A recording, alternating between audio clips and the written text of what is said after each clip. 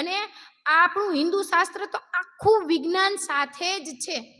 ભાઈઓ છે એ કમરે છે એ ખબર હોય તો ઓલો ચાંદીનો બેલ્ટ બાંધતા, એ કંદોરો કે ને, નાના બાળકોને આપણે બાંધી દઈએ છીએ, પણ મોટા થાય તો મોટા પહેલાના સમયમાં બાંધતા, અત્યારે નથી બાંધતા. બરાબર? શા માટે? તો કે એ જરૂરી છે. પગમાં આપણે ચાંદીની પેલી કયડી પહેરતા, જો જમીન હારે પર્સ થાય ને તો જ કામ આવે, નહીતર કઈ કામ આવતી નથી. જમીનની ઉર્જા છે અને આપણા માથા સુધી કામ કરે છે.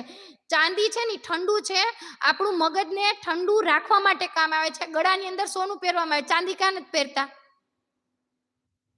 ગળા સોનું છે ને એનું તત્વ છે એ ગરમ છે, એ આપણા પગને ગરમ રાખે છે. આ બધું વિજ્ઞાન સાથે જોડાયેલું છે, પણ આપણે ખબર નહીં.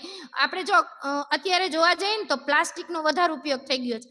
બંગડી છે ને પ્લાસ્ટિકની લેડીઝ છે ને પહેરે છે, પણ પ્લાસ્ટિક છે ને 3 કલાક બોટલની અંદર પાણી ભર્યું હોય ને એટલે ઝેર જ થઈ જાય છે. તો આપણા શરીરને આ ત્વચાને અડીને કાંઈ નુકસાન નહીં થતું હોય. કાચ છે ને એ મહત્વનો છે, એનો અવાજ છે એ તમારા મગજને શાંત રાખે છે. ઘણું બધું વિજ્ઞાન સાથે જોડાયેલું છે, પણ આપણે